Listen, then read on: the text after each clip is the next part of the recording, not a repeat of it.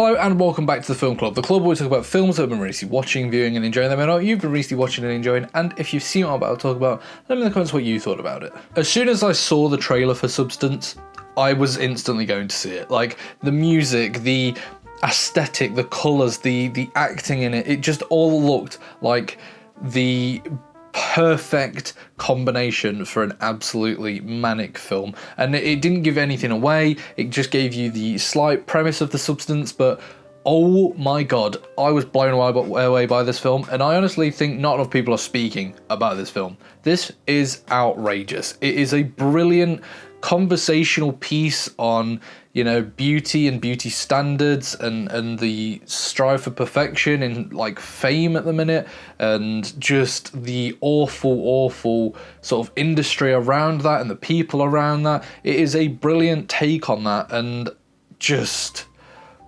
what a story. So The Substance starts by following this actor who has sort of got to somewhat of the end of her career. Well, not really. She turned 50 and she does exercise videos. So they're like, we don't really want you anymore. We want someone younger, more attractive. And there's this whole thing of, you were great. Like, we loved you. It's all like past tense. And she doesn't feel like she's done. She doesn't want to end. So she gets introduced to this drug called the Substance, and when you take it, it essentially makes your body create a second version of yourself, which is younger, more attractive, in the most horrifically freaky way. Like, when she takes it, that whole scene, if you don't want spoilers, then don't watch the rest of this, but like, her whole spine just breaks open, like all the skin on her back, and this creature who is a younger version of her crawls out the back of her. Oh my god, mental. But I don't know how people come up with these kind of things, but there's just the creativity in this film is outrageous. But yeah, the younger version of herself starts to do really successful. The whole thing is that the new version of yourself is allowed 7 days around, and then it's your turn to have 7 days around. So you can only do it one at a time, but you've always got to do 7 days. The younger version starts spending a little bit extra time out, but the time that she takes out actually takes time away from the original version. So when she actually finally wakes up from her 7 day sleep, she's got this grotesque finger where it's just like aged, and basically that is where the film starts to delve into a horrendous moment, because the younger version, the more successful and better looking version, spends months out, and then by the time that the original comes out, she's this old, ragged, horrible looking old woman who's just broken to bits. And she just, yeah, it's such a good conversational piece, like I said, talking about, you know, the desire and craving for that sort of youthful,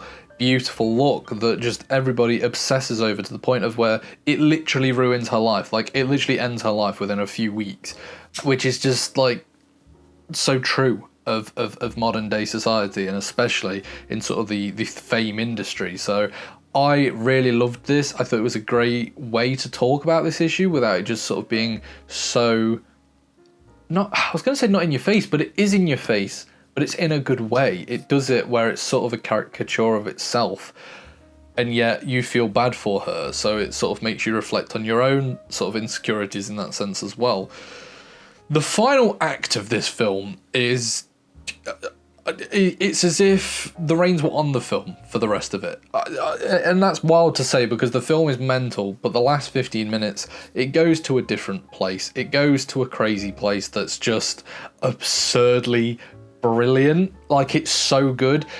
In my opinion, the third act is them finally taking the mask off. It's them sort of revealing everything that they were hiding underneath through the beauty to the world, and all the insecurities and horrendous bits and pieces. And I'm not going to say how it does that, but it's mental. It is absolutely mental. And to have that final sort of shot of her essentially face just sliding away like a worm, that's kind of her, in my view, free of all the shame of the body and the shame of the judgmentalness that is just constantly around her, and she's finally free. She finally lets go, and it's just like, yeah, I'm done.